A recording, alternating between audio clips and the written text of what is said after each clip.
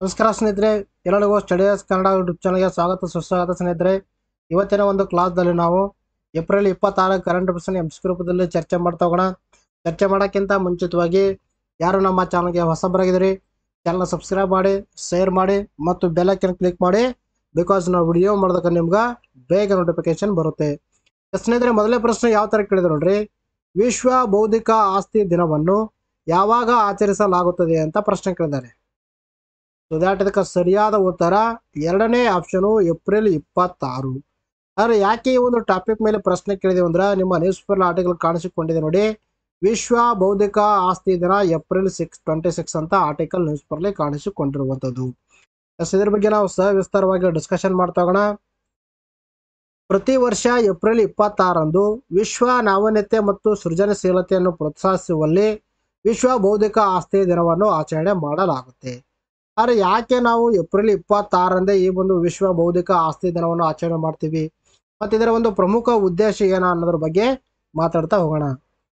ನೋಡಿ, ಬೌದ್ಧಿಕ ಆಸ್ತಿ ಹಕ್ಕುಗಳಾದ ಪೇಟೆಂಟ್ಗಳಾಗಿರ್ಬೋದು, ಟ್ರೇಡ್ ಮಾರ್ಕ್ಗಳಾಗಿರ್ಬೋದು ಮತ್ತು ಹಕ್ಕು ಸ್ವಾಮ್ಯ ಇತ್ಯಾದಿಗಳ ಪ್ರಾಮುಖ್ಯತೆಯನ್ನು ಅರಿಯಲು ಈ ಒಂದು ದಿನವನ್ನು ಆಚರಣೆ ಮಾಡ್ತೇವೆ ನಾವು. ಅಂದರೆ ಪೇಟೆಂಟ್ಗಳಾಗಿರ್ಬೋದು ಮತ್ತು ಟ್ರೇಡ್ ಮಾರ್ಕ್ಗಳಾಗ್ಯದ ನೋಡ್ರಿ, ಇವುಗಳ ಒಂದು ನಿತ್ಯ ಜೀವನದಲ್ಲಿ ಯಾವ ಥರ ಒಂದು ಪ್ರಾಮುಖ್ಯತೆ ಇದೆ, ಯಾವ ಥರ ಇವುಗಳ ಒಂದು ಇಂಪಾರ್ಟೆನ್ಸ್ ಅದಾವ, ಇವುಗಳ ಬಗ್ಗೆ ನಾವು ಅರಿವನ್ನು ಮೂಡಿಸಲು ಪ್ರತಿ ವರ್ಷ ಏಪ್ರಿಲ್ 26 ಈ ಒಂದು ವಿಶ್ವ ಬೌದ್ಧಿಕ ಆಸ್ತಿ ದಿನವನ್ನು ಆಚರಣೆ ಮಾಡ್ತೀವಿ.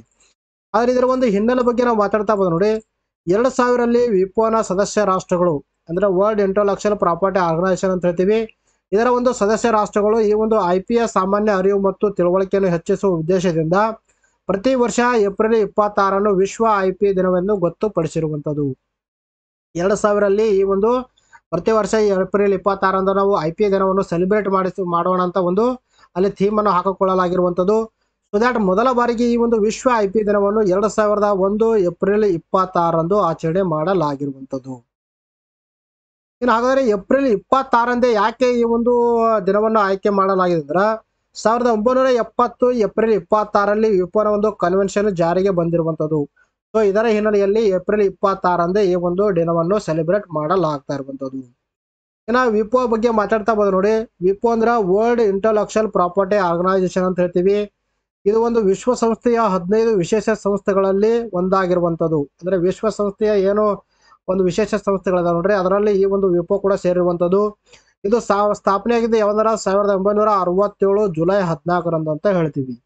ಇದರ ಹೆಡ್ ಕ್ವಾರ್ಟರ್ ಎಲ್ಲಿ ಕಂಡು ಬರ್ತಂದ್ರೆ ಸ್ವಿಟ್ಜರ್ಲ್ಯಾಂಡ್ನ ಜಿನೆವಾ ಅಂತ ಹೇಳ್ತೀವಿ. ವೆರಿ ಇಂಪಾರ್ಟೆಂಟ್ ಆಗುತ್ತೆ. ನಿಮ್ಗೆ ಎಲ್ಲವೂ ಗೊತ್ತಿರದೇ ಇದ್ರೂ ಕೂಡ ಏನು ಗೊತ್ತಿರಬೇಕು, ಈ ಒಂದು ವಿಶ್ವ ಬೌದ್ಧಿಕ ಆಸ್ತಿ ದಿನವನ್ನು ಯಾವಾಗ ಸೆಲೆಬ್ರೇಟ್ ಮಾಡ್ತೀವಿ, ಏನೋ ವಿಪೋ ಸಂಸ್ಥೆಯ ಕೇಂದ್ರ ಕಚೇರಿ ಎಲ್ಲಿ ಕಂಡು ಬರುತ್ತೆ, ಇದು ನಿಮ್ಮ ತಲೆಯಲ್ಲಿ ಅಚ್ಚಳವಾಗಿ ಉಳಿಬೇಕು. ಏನೋ ನೆಕ್ಸ್ಟ್ ಪ್ರಶ್ನೆ ಯಾವ ಥರ ಕೇಳಿದ್ರೆ ನೋಡ್ರಿ, ನೆಕ್ಸ್ಟ್ ಪ್ರಶ್ನೆ ನೋಡೋಕ್ಕಿಂತ ಮುಂಚಿತವಾಗಿ ಯಾರಿಗೆ ನಮ್ಮ ನೋಟ್ಸ್ಗಳನ್ನು ಬೇಕು, ಈ ಒಂದು ನಂಬರ್ಗೆ ನೀವು ಪೇ ಮಾಡಿದ್ದು ಸ್ಕ್ರೀನ್ಶಾಟ್ ಅನ್ನು ಕಳಿಸುವ ಮೂಲಕ ಪಡೆದುಕೊಳ್ಳಬಹುದು. ಆದರೆ ಎಷ್ಟಾಗುತ್ತೆ ಅಂತ ಪ್ರೈಸ್ ಕೊಟ್ಟಿದ್ದಾರೆ ನೋಡಿ, ಫಾರ್ 1 ಮಂತ್ ಕೊಟ್ಟಿದ್ದಾರೆ. 2023 ಜನವರಿ ಟು ಮಾರ್ಚ್ 2024 ಎಷ್ಟಾಗುತ್ತೆ ಅಂತ ಕೊಟ್ಟಿದ್ದಾರೆ ನೋಡ್ರಿ. ಆಮೇಲೆ 2022 ಜನವರಿ ಟು ಮಾರ್ಚ್ 2024 ಎಷ್ಟಾಗುತ್ತೆ ನಿಮಗೆ 1100 ರೂಪಾಯಿ ಆಗುತ್ತೆ. ಇದ್ರಲ್ಲಿ ಡಿಸ್ಕೌಂಟ್ ಸೇರಿಬಿಟ್ಟು ನಿಮಗೆ 1000 ರೂಪಾಯಲ್ಲಿ ಸಿಗುತ್ತೆ. ಈ ಒಂದು ನಂಬರ್ಗೆ ನೀವು ಪೇ ಮಾಡಿದ್ದು ಸ್ಕ್ರೀನ್ಶಾಟ್ ಅನ್ನು ಕಳಿಸುವ ಮೂಲಕ ನಮ್ಮ PDF ಫಾರ್ಮೆಟ್ ಇರುವಂಥ ಮ್ಯಾಗಝಿನ್ಗಳನ್ನು ನೀವು ಪಡೆದುಕೊಳ್ಳಬಹುದು. ಇನ್ನು ನೆಕ್ಸ್ಟ್ ಪ್ರಶ್ನೆ ಯಾವ ಥರ ಕೇಳಿದ್ರೆ ನೋಡ್ರಿ, ದಡಾರ ಮತ್ತು ರುಬೆಲಾ ಯಾವ ಜೀವಿಯಿಂದ ಬರುವಂಥ ರೋಗಗಳಾಗಿವೆ ಅಂತ ಪ್ರಶ್ನೆ ಕೇಳಿದ್ದಾರೆ. ಇದಕ್ಕೆ ಸರಿಯಾದ ಉತ್ತರ ಮೊದಲನೇ ಆಪ್ಷನು ವೈರಸ್. ಅಂದರೆ ಈ ಒಂದು ರೋಗಗಳು ವೈರಸ್ ಜೀವಾಣುವಿಂದ ಬರುವಂಥ ಕಾಯಿಲೆಗಳಾಗಿರುವಂಥದ್ದು. ನೋಡಿ, ದಡಾರ್ ಮತ್ತು ರುಬೆಲಾ ರೋಗಗಳ ವಿರುದ್ಧ ಹೋರಾಡಿದ ಭಾರತದ ಅವಿರತ ಪ್ರಯತ್ನಗಳನ್ನು ಗುರುತಿಸಿ ಮಾರ್ಚ್ 8, 2024 2024 USA ವಾಷಿಂಗ್ಟನ್ DC ನಲ್ಲಿರುವಂಥ ಅಮೆರಿಕನ್ ರೆಡ್ ಕ್ರಾಸ್ ಪ್ರಧಾನ ಕಚೇರಿಯಲ್ಲಿ ದಡಾರ್ ಮತ್ತು ರುಬೆಲಾ ಪಾಲುದಾರಿಕಾ ಒಕ್ಕೂಟದಿಂದ ಭಾರತವನ್ನು ದಡಾರ್ ಮತ್ತು ರುಬೆಲಾ ಚಾಂಪಿಯನ್ ಪ್ರಶಸ್ತಿಯನ್ನು ಗೌರವಿಸಲಾಗಿರುವಂಥದ್ದು. ಅಂದರೆ ಈ ಒಂದು ಭಾರತ ದಡಾರ್ ಮತ್ತು ರುಬೆಲಾ ರೋಗಗಳ ಒಂದು ವಿರುದ್ಧ ತೆಗೆದುಕೊಂಡಿರುವಂಥ ಒಂದು ಸ್ಟೆಪ್ಸ್ಗಳನ್ನು ಪರಿಗಣನೆ ತೆಗೆದುಕೊಂಡಿರುವಂಥ ವಿಶ್ವ ರೆಡ್ ಕ್ರಾಸ್ ಸಂಸ್ಥೆ ಏನಿದೆ ನೋಡ್ರಿ, ಆ ಒಂದು ಸಂಸ್ಥೆಯ ಒಂದು ಪ್ರಧಾನ ಕಚೇರಿಯಲ್ಲಿ ಭಾರತಕ್ಕೆ ದಡಾರ್ ಮತ್ತು ರುಬೆಲಾ ಪಾಲುದಾರಿಕೆ ಒಕ್ಕೂಟದಿಂದ ಭಾರತಕ್ಕೆ ದಡಾರ್ ಮತ್ತು ರುಬೆಲಾ ಚಾಂಪಿಯನ್ ಪ್ರಶಸ್ತಿ ನೀಡಿ ಗೌರವಿಸಲಾಗಿರುವಂಥದ್ದು. ಭಾರತ ಸರ್ಕಾರದ ಆರೋಗ್ಯ ಮತ್ತು ಕುಟುಂಬ ಕಲ್ಯಾಣ ಸಚಿವಾಲಯದ ಪರವಾಗಿ ವಾಷಿಂಗ್ಟನ್ DC ನಲ್ಲಿರುವಂಥ ಭಾರತದ ರಾಯಭಾರಿ ಕಚೇರಿಯ ಉಪ ಮುಖ್ಯಸ್ಥರಾದ ರಾಯಭಾರಿ ಪ್ರಿಯಾ ರಂಗನಾಥ್ ಪ್ರಶಸ್ತಿಯನ್ನು ಸ್ವೀಕರಿಸಿರುವಂಥದ್ದು. ಭಾರತದ ಪರವಾಗಿ ಭಾರತದ ರಾಯಭಾರಿಯಾಗಿರುವಂಥ ಯಾರಪ್ಪ ಅಂದ್ರೆ ಪ್ರಿಯಾ ರಂಗನಾಥ್ ಅವರು ಈ ಒಂದು ಪ್ರಶಸ್ತಿಯನ್ನು ಸ್ವೀಕರಿಸಿರುವಂಥದ್ದು. ಇದರ ಅಂಡರದಲ್ಲಿ ನಾವು ಪ್ರಮುಖವಾಗಿರುವಂತಹ ಒಂದು ಇನಿಷಿಯೇಟಿವ್ ಯಾವುದಪ್ಪ ಅಂತಂದ್ರೆ ಮಿಷನ್ ಇಂದ್ರಧನುಷ್ ಬಗ್ಗೆ ನಾವು ಮಾತಾಡ್ತಾ ಹೋಗೋಣ. ಭಾರತದ ಯೂನಿವರ್ಸಲ್ ಇಮ್ಯುನೈಸೇಷನ್ ಪ್ರೋಗ್ರಾಂ ವಿಶ್ವದಲ್ಲೇ ಅತಿ ದೊಡ್ಡ ಆರೋಗ್ಯ ಕಾರ್ಯಕ್ರಮವಾಗಿದ್ದು ವಾರ್ಷಿಕವಾಗಿ ಇದು 26.5 ಮಿಲಿಯನ್ ಶಿಶುಗಳು ಮತ್ತು 29 ಮಿಲಿಯನ್ ಗರ್ಭಿಣಿಯರಿಗೆ ಈ ಒಂದು ಕಾರ್ಯಕ್ರಮದ ಮೂಲಕ ಲಸಿಕೆ ನೀಡಲಾಗುತ್ತೆ. ಮಿಷನ್ ಇಂದ್ರಧನುಷ್ ಒಂದು ಸಾರ್ವತ್ರಿಕ ರೋಗ ನಿರೋಧಕ ಕಾರ್ಯಕ್ರಮವಾಗಿರುವಂಥದ್ದು. ಈ ಒಂದು ಕಾರ್ಯಕ್ರಮ ಅಂಡರದಲ್ಲಿ ನಾವು ಶಿಶುಗಳಿಗೆ, ನವಜಾತ ಶಿಶುಗಳಿಗೆ ಮತ್ತು ಗರ್ಭಿಣಿಯರಿಗೆ ಈ ಒಂದು ಕಾರ್ಯಕ್ರಮದ ಮೂಲಕ ಲಸಿಕೆಗಳನ್ನು ನೀಡಲಾಗುತ್ತೆ. ಆರಂಭದಲ್ಲಿ ರಾಷ್ಟ್ರದಾದ್ಯಂತ ಲಸಿಕೆ ಹಾಕದ ಮತ್ತು ಭಾಗಶಃ ಲಸಿಕೆ ಹಾಕಿದ ಮಕ್ಕಳಿಗೆ ಪ್ರತಿರಕ್ಷಣೆ ನೀಡುವುದನ್ನು ಗುರಿಯಾಗಿಟ್ಟುಕೊಂಡು ಈ ಕಾರ್ಯಕ್ರಮವು 7 ಲಸಿಕೆ ಮೂಲಕ ತಡೆಗಟ್ಟಬಹುದಾದ ರೋಗಗಳಾದ ಡಿಪ್ತೆರಿಯಾ ಆಗಿರ್ಬೋದು, ಇನ್ನು ನಾಯಿ ಕೆಮ್ಮು ಆಗಿರ್ಬೋದು, ತದನಂತರದಲ್ಲಿ ಧನುರ್ವಾಯ ಆಗಿರ್ಬೋದು, ಪೋಲಿಯೋ, ತದನಂತರದಲ್ಲಿ ಕ್ಷಯರೋಗ, ದಡಾರ್ ಮತ್ತು ಹೆಪಟೈಟಿಸ್ ಬಿ ವಿರುದ್ಧ ರಕ್ಷಣೆ ನೀಡುವಂತಹ ಗುರಿಯನ್ನು ಹೊಂದಿರುವಂಥದ್ದು. ಆರಂಭದಲ್ಲಿ ಈ ಒಂದು ಕಾರ್ಯಕ್ರಮ ಏನು ಜಾರಿ ತಗೊಂಡು ಬಂದಿವಿ ನೋಡಿ, ಆ ಒಂದು ಸಂದರ್ಭದಲ್ಲಿ ಈ ಒಂದು ಕಾರ್ಯಕ್ರಮದಲ್ಲಿ ಅಡಿಯಲ್ಲಿ ಕೇವಲ 7 ಆ ರೋಗಗಳಿಗೆ ಮಾತ್ರ ಲಸಿಕೆಯನ್ನು ನೀಡಲಾಗ್ತಾ ಇರುವಂಥದ್ದು. ಇನ್ನು ಕಾಲಾನಂತರದಲ್ಲಿ ಕೆಲವು ಜಿಲ್ಲೆಗಳಲ್ಲಿ ಪರ್ಟುಸಿಸ್ ಆಗಿರ್ಬೋದು, ಆಮೇಲೆ ಮೆನೆಂಜೈಟಿಸ್ ಆಗಿರ್ಬೋದು, ನ್ಯೂಮೇನಿಯಾ, ಇದರಲ್ಲಿ ಯಾವುದಪ್ಪ ಅಂದರೆ ಹಿಮೋಫಿಲಸ್ ಇನ್ಫ್ಲೂಯೆಂಜಾ ಟೈಪ್ ಬಿ ಸೋಂಕುಗಳು ಮತ್ತು ಜಪನೀಸ್ ಎನ್ಸೆಫಲೈಟಿಸ್ ಸೇರಿ ಒಟ್ಟು 12 ರೋಗಗಳನ್ನು ಒಳಗೊಳ್ಳುವಂತೆ ವ್ಯಾಕ್ಸಿನೇಷನ್ ವ್ಯಾಪ್ತಿಯನ್ನು ವಿಸ್ತರಿಸಲಾಗಿರುವಂಥದ್ದು. ಆರಂಭದಲ್ಲಿ ಕೇವಲ 7 ರೋಗಗಳಿಗೆ ಮಾತ್ರ ಈ ಒಂದು ಕಾರ್ಯಕ್ರಮ ಮಂಡಲದಲ್ಲಿ ಲಸಿಕೆಯನ್ನು ನೀಡಲಾಗ್ತಾ ಇರುವಂಥದ್ದು. ಈಗ ಏನು ಮಾಡಿದೆ ಅಂದ್ರೆ ಈ ಒಂದು 7 ದಿನ 12ಕ್ಕೆ ಅಂದರೆ ಒಟ್ಟು 12 ರೋಗಗಳಿಗೆ ಈ ಒಂದು ಕಾರ್ಯಕ್ರಮ ಅಡಿಯಲ್ಲಿ ಒಂದು ವ್ಯಾಕ್ಸಿನೇಷನ್ ಅನ್ನು ನೀಡಲಾಗ್ತಾ ಇರುವಂಥದ್ದು. ಇನ್ನು ದಡಾರ್ ಬಗ್ಗೆ ನಾವು ಮಾತಾಡ್ತಾ ಬಂದ್ ನೋಡ್ರಿ, ಇದು ಯಾವ್ದಪ್ಪ ಅಂದ್ರೆ ವೈರಸ್ನಿಂದ ಬರುವಂತ ಕಾಯಿಲೆ. ಅದರಲ್ಲಿ ಯಾವ ವೈರಸ್ ಅಂದ್ರೆ ದಡಾರ್ ಅಂತಾನೆ ನಾವು ಹೇಳ್ತೀವಿ. ಇನ್ನು ಒಂದು ಫೇಮಸ್ ಲಸಿಕೆ ಯಾವ್ದಂದ್ರೆ MMR ಲಸಿಕೆ ಅಂತ ಹೇಳ್ತೀವಿ. MMR ಲಸಿಕೆ ಅಂದ್ರೆ ಇಲ್ಲಿ ಅತ್ಯಂತ ಪರಿಣಾಮಕಾರಿಯಾಗಿ ತಡೆಗಟ್ಟಬಹುದಂತ, ಅಂದ್ರೆ 3 ರೋಗಗಳಿಗೆ ಈ ಒಂದು ಕಾಮನ್ ಆಗಿರುವಂತ ಏನಪ್ಪಾ ಅಂದ್ರೆ ಒಂದು ಇಲ್ಲಿ ನಾವು ಏನಾದ್ರೂ ಒಂದು ಲಸಿಕೆ ಅಥವಾ ಲಸಿಕೆಯನ್ನು ಬಳಸ್ತಾ ಇರುವಂಥದ್ದು. MMR ಅಂದ್ರೆ ಮೊದಲನೇದು ಮೀಸಲ್ಸ್ ಅಂತ ಹೇಳ್ತೀವಿ, ತದನಂತರದಲ್ಲಿ ಎರಡನೇದು ಮಮ್ಸ್ ಅನ್ನೋ ಒಂದು ಕಾಯಿಲೆಗೆ, ಮೂರನೇದು ಯಾವ್ದಾರ ರುಬೆಲ್ಲಾ. MMR ಅಂದ್ರೆ ಮೀಸಲ್ಸ್, ಮಮ್ಸ್, ರುಬೆಲ್ಲಾ, ಈ 3 ಕಾಯಿಲೆಗಳಿಗೆ MMR ಅನ್ನೋ ಒಂದು ಲಸಿಕೆಯನ್ನು ಬಳಸಲಾಗ್ತಾ ಇರುವಂಥದ್ದು. ಈ 3 ಕಾಯಿಲೆಗಳು ಕೂಡ ವೈರಸ್ ಇಂದ ಬರುವಂತ ಒಂದು ಕಾಯಿಲೆಗಳಾಗಿರುವಂಥದ್ದು. ಇನ್ನು ನೆಕ್ಸ್ಟ್ ಪ್ರಶ್ನೆ ಯಾವ ತರ ಕೇಳಿದೆ ನೋಡ್ರಿ, ಪ್ಲಾಸ್ಟಿಕ್ ಮಾಲಿನ್ಯ ಕುರಿತು ಅಂತಾರಾಷ್ಟ್ರೀಯ ಒಪ್ಪಂದಕ್ಕಾಗಿ INC 4ನೇ ಸಭೆ ಎಲ್ಲಿ ಜರುಗಿತು ಅಂತ ಪ್ರಶ್ನೆ ಕೇಳಿದ್ದಾರೆ. INC ಯ ಒಂದು 4ನೇ ಸಭೆ ಎಲ್ಲಿ ಜರುಗಿತು ರೀಸೆಂಟ್ ಆಗಿ ಅಂತ ಪ್ರಶ್ನೆ ಕೇಳಿದರೆ, ಇದಕ್ಕೆ ಸರಿಯಾದ ಉತ್ತರ 3ನೇ ಆಪ್ಷನ್ ಒಟಾವಾದಲ್ಲಿ ಜರುಗಿರುವಂಥದ್ದು. ಇದ್ರ ಬಗ್ಗೆ ನಾವು ಮಾತಾಡ್ತಾ ಬಂದು ನೋಡಿ, ಪ್ಲಾಸ್ಟಿಕ್ ಮಾಲಿನ್ಯದ ಕುರಿತು ಅಂತಾರಾಷ್ಟ್ರೀಯ ಕಾನೂನುಬದ್ಧ ಒಪ್ಪಂದವನ್ನು ಅಭಿವೃದ್ಧಿಪಡಿಸಲು ಇಂಟರ್ ಗವರ್ನಮೆಂಟಲ್ ನೆಗೋಸಿಯೇಟಿಂಗ್ ಕಮಿಟಿ ಅಂದರೆ INC ಅಂತ ಹೇಳ್ತೀವಿ. INC ಅಂದ್ರೆ ಇಂಟರ್ ಗವರ್ನಮೆಂಟಲ್ ನೆಗೋಸಿಯೇಟಿಂಗ್ ಕಮಿಟಿ ಅಂತ ಹೇಳ್ತೀವಿ. ಇದರ ಒಂದು 4ನೇ ಅಧಿವೇಶನವು ಇತ್ತೀಚೆಗೆ ಕೆನಡಾದ ಒಟವಾದಲ್ಲಿ ಪ್ರಾರಂಭಗೊಂಡಿರುವಂಥದ್ದು. ಈ ಒಂದು ಕಮಿಟಿಯ 4ನೇ ಒಂದು ಸಭೆ ಎಲ್ಲಿ ನಡೀತಾ ಇದೆ ಅಂದ್ರೆ ಕೆನಡಾದ ಒಟವಾದಲ್ಲಿ ನಡೀತಾ ಇರುವಂಥದ್ದು. ಮಾರ್ಚ್ 2022ರಲ್ಲಿ UN ಎನ್ವಿರಾನ್ಮೆಂಟ್ ಅಸೆಂಬ್ಲಿ ಪ್ಲಾಸ್ಟಿಕ್ ಮಾಲಿನ್ಯದ ಜಾಗತಿಕ ಒಪ್ಪಂದವನ್ನು ಅಭಿವೃದ್ಧಿಪಡಿಸಲು ಐತಿಹಾಸಿಕ ನಿರ್ಣಯವನ್ನು ತೆಗೆದುಕೊಂಡಿರುವಂಥದ್ದು. ಇನ್ನು 2024ರ ಅಂತ್ಯದ ವೇಳೆಗೆ ಮಾತುಕತೆಗಳನ್ನು ಪೂರ್ಣಗೊಳಿಸುವ ಮಹತ್ವಾಕಾಂಕ್ಷೆಯೊಂದಿಗೆ INC 2022ರ ಕೊನೆಯಲ್ಲಿ ತನ್ನ ಕೆಲಸವನ್ನು ಪ್ರಾರಂಭ ಮಾಡಿರುವಂಥದ್ದು. ಇಲ್ಲಿ ಏನಂದ್ರೆ 2024ನೇ ಒಂದು ಸಭೆ ಎಷ್ಟನೇದು ಅಂದ್ರೆ 4ನೇ ಆವೃತ್ತಿ ಆಗಿರುವಂಥದ್ದು. ಇದು ಯಾವುದಂದ್ರೆ ಕೆನಡಾದ ಒಟಾವಾದಲ್ಲಿ ಜರುಗ್ತಾ ಇರುವಂಥದ್ದು. ಆದರೆ ಇನ್ನಿತರ 3 ಸಭೆಗಳು ಎಲ್ಲಿ ಜರುಗಿದೆ ನೋಡ್ರಿ. ಮೊದಲನೇ ಒಂದು INC ಕಮಿಟಿ ಏನು ಒಂದು ಸಭೆ ಇದೆ ನೋಡ್ರಿ, ಅದು ಉರುಗೆ ದೇಶದಲ್ಲಿ ಜರುಗಿರುವಂಥದ್ದು. ಎರಡನೇದು ಎಲ್ಲಿಂದ್ರೆ ಫ್ರಾನ್ಸ್ ದೇಶದಲ್ಲಿ ಜರುಗಿರುವಂಥದ್ದು. ಮೂರನೇದು ಕೆನ್ಯಾ ದೇಶದಲ್ಲಿ ಜರುಗಿರುವಂಥದ್ದು. ಈಗ ಪ್ರಸ್ತುತವಾಗಿ 4ನೇ ಒಂದು ಸಭೆಯನ್ನು ಜರುಗ್ತಾ ಇರುವಂಥದ್ದು, ಅದು ಕೆನಡಾದ ಒಟವಾದಲ್ಲಿ ನಡೀತಾ ಇರುವಂಥದ್ದು. ಇನ್ನು ನೆಕ್ಸ್ಟ್ ಪ್ರಶ್ನೆ ಯಾವ ತರ ಕೇಳಿದೆ ನೋಡ್ರಿ, ಇತ್ತೀಚೆಗೆ ಹವಾಮಾನ ಕಾರ್ಯತಂತ್ರ 2030 ಡಾಕ್ಯುಮೆಂಟ್ ಬಿಡುಗಡೆ ಮಾಡಿದ ಸಂಸ್ಥೆ ಯಾವುದು ಅಂತ ಪ್ರಶ್ನೆ ಕೇಳಿದ್ದಾರೆ. ಇದಕ್ಕೆ ಸರಿಯಾದ ಉತ್ತರ 3ನೇ ಆಪ್ಷನ್ ನಬಾರ್ಡ. ನಬಾರ್ಡ ರೀಸೆಂಟ್ ಆಗಿ ಏನ್ ಮಾಡಿದೆ ಅಂದ್ರೆ ಒಂದು ಡಾಕ್ಯುಮೆಂಟ್ ಅನ್ನು ಬಿಡುಗಡೆ ಮಾಡಿರುವಂಥದ್ದು. ಅದ್ಯಾವುದಪ್ಪ ಅಂದ್ರೆ ಹವಾಮಾನ ಕಾರ್ಯತಂತ್ರ 2030 ಅಂತ ಹೇಳ್ತೀವಿ. ಇದು ಬಿಡುಗಡೆ ಮಾಡಿದ್ದು ನಬಾರ್ಡ್ ಅಂತ ಹೇಳ್ತೀವಿ. National bank for agriculture and rural development ಅಂತ ಹೇಳ್ತೀವಿ. ನಬಾರ್ಡ ಅಂದ್ರೆ ಏನಂದ್ರ national bank for agriculture and rural development ಅಂತ ಹೇಳ್ತೀವಿ. ತನ್ನ ಹವಾಮಾನ ಕಾರ್ಯತಂತ್ರ 2030 ಡಾಕ್ಯುಮೆಂಟ್ ಅನ್ನು ಭೂ ದಿನದಂದು ಅನಾವರಣಗೊಳಿಸಿರುವಂತದ್ದು. ಪ್ರತಿ ವರ್ಷ ಏಪ್ರಿಲ್ 27ರಂದು ನಾವು ಭೂ ದಿನವನ್ನು ಆಚರಣೆ ಮಾಡ್ತೀವಿ. ಆ ಒಂದು ದಿನದಂದು ನಬಾರ್ಡ್ ಏನ್ ಮಾಡಿದೆ, ಹವಾಮಾನ ಕಾರ್ಯತಂತ್ರ 2030 ಒಂದು ಡಾಕ್ಯುಮೆಂಟ್ ಬಿಡುಗಡೆ ಮಾಡಿರುವಂತದ್ದು. ಈ ಒಂದು ಕಾರ್ಯತಂತ್ರವು 4 ಪ್ರಮುಖ ಸ್ತಂಭಗಳ ಮೇಲೆ ರಚನೆ ಆಗಿರುವಂತದ್ದು. ಮೊದಲನೇದು ಯಾವ್ದಂದ್ರ accelerating the green leading across role ಅಂತ ಹೇಳ್ತೀವಿ. ಎರಡನೇದು playing a broader market making role ಅಂತ ಹೇಳ್ತೀವಿ. ಮೂರನೇದು ಯಾವ್ದಂದ್ರ internal green transformation of NABARD ಅಂತ ಹೇಳ್ತೀವಿ.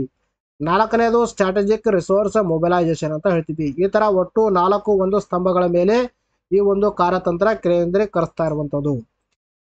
ನಬಾರ್ಡ್ ಬಗ್ಗೆ ನಾವು ಮಾತಾಡ್ತಾ ಬಂದು ನೋಡಿ. ನಬಾರ್ಡ್ ಅಂದ್ರ national bank for agriculture and rural development ಅಂತ ಹೇಳ್ತೀವಿ. ಇದು ಸ್ಥಾಪನೆ ಮಾಡಿದ್ದು ಯಾವಂದ್ರ ಜುಲೈ 12, 1982ರಲ್ಲಿ ಈ ಒಂದು ಸಂಸ್ಥೆ ಸ್ಥಾಪನೆ ಆಗಿರುವಂತದ್ದು. ಆದ್ರೆ ಯಾವ ಒಂದು ಕಮಿಟಿ ಮೇಲೆ ಇದನ್ನು ಸ್ಥಾಪನೆ ಮಾಡಲಾಗಿದ್ರ ಶಿವರಾಮನ್ ಸಮಿತಿಯ ಒಂದು ಶಿಫಾರಸಿನ ಮೇರೆಗೆ ಈ ಸಂಸ್ಥೆಯನ್ನು 1982ರಲ್ಲಿ ಸ್ಥಾಪನೆ ಮಾಡಲಾಗಿರುವಂತದ್ದು. ಇದು ಭಾರತದ ಪ್ರಾದೇಶಿಕ ಗ್ರಾಮೀಣ ಬ್ಯಾಂಕ್ಗಳು RRB ಅಂತ ಹೇಳ್ತೀವಿ, ರೀಜನಲ್ ರೂರಲ್ ಬ್ಯಾಂಕ್ಸ್ ಆಗಿರ್ಬೋದು, ರಾಜ್ಯ ಸಹಕಾರಿ ಬ್ಯಾಂಕ್ಗಳು, ಕೋಆಪರೇಟಿವ್ ಬ್ಯಾಂಕ್ಸ್ ಇರ್ತವ. ತದನಂತರದಲ್ಲಿ ಜಿಲ್ಲಾ ಕೇಂದ್ರ ಸಹಕಾರಿ ಬ್ಯಾಂಕ್ಗಳು ಒಟ್ಟಾರೆ ಮೇಲ್ವಿಚಾರಣೆಗಾಗಿ ಒಂದು ಉನ್ನತ ನಿಯಂತ್ರಕ ಸಂಸ್ಥೆಯಾಗಿರುವಂತದ್ದು. RRBs ಆಗಿರ್ಬೋದು, ರೀಜನಲ್ ರೂರಲ್ ಬ್ಯಾಂಕ್ಸ್ ಆಗಿರ್ಬೋದು, ಸಹಕಾರಿ ಬ್ಯಾಂಕ್ಗಳಾಗಿರ್ಬೋದು, ರಾಜ್ಯದಲ್ಲಿ ಕಂಡು ಬರುವಂತಹ ಒಂದು ರಾಜ್ಯ ಮಟ್ಟದ ಸಹಕಾರಿ ಬ್ಯಾಂಕ್ಗಳಾಗಿರ್ಬೋದು ಮತ್ತು ಜಿಲ್ಲಾ ಮಟ್ಟದ ಒಂದು ಸಹಕಾರ ಬ್ಯಾಂಕ್ಗಳಾಗಿರ್ಬೋದು, ಇವುಗಳನ್ನು ಮೇಲ್ವಿಚಾರಣೆ ಮಾಡುವಂಥದ್ದು ಇದರ ಒಂದು ಪ್ರಮುಖ ಉದ್ದೇಶವಾಗಿರುವಂಥದ್ದು. ಇದನ್ನು ಭಾರತ ಸಂಸತ್ತು ಅಂಗೀಕರಿಸಿದ ನಬಾರ್ಡ್ ಕಾಯ್ದೆ 1981ರ ಅಡಿಯಲ್ಲಿ ಸ್ಥಾಪನೆ ಮಾಡಲಾಗಿರುವಂಥದ್ದು. 1981ರ ಕಾಯ್ದೆ ಅಡಿಯಲ್ಲಿ ಈ ಒಂದು ಸಂಸ್ಥೆಯನ್ನು 1982ರಲ್ಲಿ ಸ್ಥಾಪನೆ ಮಾಡಲಾಗಿರುವಂಥದ್ದು. ಇದರ ಒಂದು ಕೇಂದ್ರ ಕಚೇರಿಯಲ್ಲಿ ಕಂಡು ಬರುತ್ತೆ ಮುಂಬೈ ಅಂತ ಹೇಳ್ತೀವಿ. ಇದು ಕೃಷಿ ಮತ್ತು ಗ್ರಾಮೀಣ ಅಭಿವೃದ್ಧಿಗೆ ಹಣಕಾಸವನ್ನು ನೀಡುತ್ತೆ. ನಬಾರ್ಡ್ ಅನ್ನೋದು ಕೃಷಿ ಮತ್ತು ಗ್ರಾಮೀಣ ಒಂದು ಕ್ಷೇತ್ರಕ್ಕೆ ಕಾನ್ಸಂಟ್ರೇಟ್ ಮಾಡುವಂತಹ ಒಂದು ಸಂಸ್ಥೆ ಆಗಿರುವಂತದ್ದು.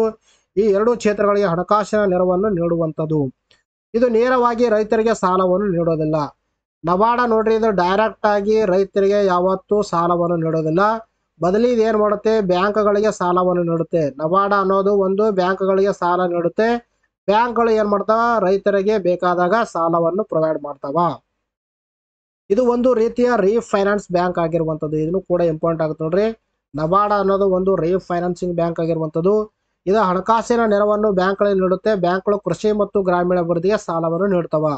ನಬಾರ್ಡ್ ಇದು ಏನ್ ಮಾಡುತ್ತೆ, ಎಲ್ಲಾ ಬ್ಯಾಂಕ್ಗಳಿಗೆ ಸಾಲವನ್ನು ನೀಡುತ್ತೆ. ಬ್ಯಾಂಕ್ಗಳು ನಾನು ಈಗ ಹೇಳಿದೆ ನಿಮಗೆ, ಯಾವ್ದಪ್ಪ ಅಂತ ರೀಜನಲ್ ರೂರಲ್ ಬ್ಯಾಂಕ್ಸ್ ಆಗಿರ್ಬೋದು, ಈ ತರ ಈ ಒಂದು ಬ್ಯಾಂಕ್ಗಳಿಗೆ ಅದು ಹಣವನ್ನು ನೀಡುತ್ತೆ. ತದನಂತರದಲ್ಲಿ ಈ ಬ್ಯಾಂಕ್ಗಳು ಏನ್ ಮಾಡ್ತಾವ, ರೈತರಿಗೆ ಹಣವನ್ನು ನೀಡ್ತಾವ. ಇಲ್ಲಿ ಡೈರೆಕ್ಟ್ ಆಗಿ ಏನ್ ಮಾಡುತ್ತೆ, ನಬಾರ್ಡ್ ರೈತರಿಗೆ ಸಾಲವನ್ನು ನೀಡೋದಿಲ್ಲ. ಇದು ಸಂಪೂರ್ಣವಾಗಿ ಹಣಕಾಸು ಸಚಿವಾಲಯ ಅಡಿಯಲ್ಲಿ ಹಣಕಾಸು ಸೇವೆಗಳ ಇಲಾಖೆ ಒಡೆತನದಲ್ಲಿರುವಂತದ್ದು. ಆದರೆ ಪ್ರಸ್ತುತವಾಗಿ ಈ ಒಂದು ನಬಾರ್ಡ್ ಯಾವ ಒಂದು ಸಚಿವಾಲಯ ಅಡಿಯಲ್ಲಿ ಕಾರ್ಯನಿರ್ವಹಿಸ್ತಾ ಇದ್ರ ಅದು ಕೇಂದ್ರ ಹಣಕಾಸು ಸಚಿವಾಲಯ ಅಂತ ಹೇಳ್ತೀವಿ. ಪ್ರಸ್ತುತ ನಬಾರ್ಡ್ದ ಮುಖ್ಯಸ್ಥರು ಯಾರಪ್ಪ ಅಂದ್ರೆ ಶ್ರೀ ಶಾಜಿ ಕೆವಿ ಅಂತ ನಾವು ಹೇಳ್ತೀವಿ. ನೆಕ್ಸ್ಟ್ ಪ್ರಶ್ನೆ ಯಾವ ತರ ಕೇಳಿದ್ರೆ ನೋಡ್ರಿ, ಇತ್ತೀಚೆಗೆ ಯಾವ ಸಂಸ್ಥೆಯು ವರ್ಷದ ಅತ್ಯುತ್ತಮ ಸಾರ್ವಜನಿಕ ವಲಯದ ಉದ್ಯಮ ಪ್ರಶಸ್ತಿ ಪಡೆದುಕೊಂಡಿದೆ ಅಂತ ಪ್ರಶ್ನೆ ಕೇಳಿದ್ದಾರೆ. ಇದಕ್ಕೆ ಸರಿಯಾದ ಉತ್ತರ ಮೂರನೇ ಆಪ್ಷನ್ ಹಾಲ್ ಅಂತ ನಾವು ಹೇಳ್ತೀವಿ. ಹಾಲ್ ಅಂದ್ರ ಹಿಂದೂಸ್ತಾನ್ ಏರೋನಾಟಿಕ್ಸ್ ಲಿಮಿಟೆಡ್ ಅಂತ ಹೇಳ್ತೀವಿ. ಈ ಸಂಸ್ಥೆ 2024ರ ಒಂದು ವರ್ಷದ ಅತ್ಯುತ್ತಮ ಸಾರ್ವಜನಿಕ ವಲಯದ ಉದ್ಯಮ ಪ್ರಶಸ್ತಿ ಪಡೆದುಕೊಂಡಿರುವಂತದ್ದು. Hindustan aeronautics limited all India management association managing India awards ನಲ್ಲಿ ವರ್ಷದ ಅತ್ಯುತ್ತಮ ಸಾರ್ವಜನಿಕ ವಲಯ ಉದ್ಯಮ ಪ್ರಶಸ್ತಿಯನ್ನು ಸ್ವೀಕರಿಸಿರುವಂತದ್ದು. ವೆರಿ ಇಂಪಾರ್ಟೆಂಟ್ ಆಗುತ್ತೆ. ವರ್ಷದ ಅತ್ಯುತ್ತಮ ಸಾರ್ವಜನಿಕ ವಲಯದ ಉದ್ಯಮ ಪ್ರಶಸ್ತಿ ಪಡೆದಿರುವಂತಹ ಸಂಸ್ಥೆ ಯಾವುದರ, ಹಿಂದೂಸ್ತಾನ್ ಏರೋನಾಟಿಕ್ಸ್ ಲಿಮಿಟೆಡ್ ಅಂತ ಹೇಳ್ತೀವಿ. ಏಪ್ರಿಲ್ 23ರಂದು ದೆಹಲಿಯಲ್ಲಿ ಉಪಾಧ್ಯಕ್ಷ ಜಗದೀಪ್ ಧನ್ಕರ್ ಅಂದ್ರೆ ಉಪರಾಷ್ಟ್ರಪತಿ ಆಗಿರುವಂತಹ ಜಗದೀಪ್ ಧನ್ಕರ್ ಅವರು ಈ ಒಂದು ಪ್ರಶಸ್ತಿಯನ್ನು ಪ್ರದಾನ ಮಾಡಿರುವಂತದ್ದು. ಹಾಲ್ ಬಗ್ಗೆ ನಾವು ಮಾತಾಡ್ತಾ ಬಂದ ನೋಡ್ರಿ. ಹಾಲ್ ಅಂದ್ರೆ ಹಿಂದೂಸ್ತಾನ್ ಏರೋನಾಟಿಕ್ಸ್ ಲಿಮಿಟೆಡ್ ಅಂತ ಹೇಳ್ತೀವಿ. ಭಾರತೀಯ ಸಾರ್ವಜನಿಕ ವಲಯದ ಏರೋಸ್ಪೇಸ್ ಮತ್ತು ರಕ್ಷಣಾ ಕಂಪನಿ ಆಗಿರುವಂತದ್ದು. ವಿಶ್ವದ ಅತ್ಯಂತ ಹಳೆಯ ಮತ್ತು ದೊಡ್ಡ ಏರೋಸ್ಪೇಸ್ ಮತ್ತು ರಕ್ಷಣಾ ತಯಾರಕರಲ್ಲಿ ಈ ಒಂದು ಸಂಸ್ಥೆ ಕೂಡ ಒಂದಾಗಿರುವಂತದ್ದು. ಇದು ಸ್ಥಾಪನೆ ಮಾಡಿದ ಯಾವ್ದಾರ 1940ರಲ್ಲಿ ಇದು ಸ್ಥಾಪನೆ ಮಾಡಿರುವಂತದ್ದು. ಇದರ ಒಂದು ಕೇಂದ್ರ ಕಚೇರಿಯಲ್ಲಿ ಕಂಡುಬರುತ್ತೆ ನಮ್ಮ ಒಂದು ರಾಜ್ಯದ ರಾಜಧಾನಿ ಆಗಿರುವಂತಹ ಬೆಂಗಳೂರಿನಲ್ಲಿ ಕಂಡುಬರುತ್ತೆ. ಇನ್ನು ನೆಕ್ಸ್ಟ್ ಕ್ವಶನ್ ಯಾವ ತರ ಕೇಳಿದೆ ನೋಡ್ರಿ.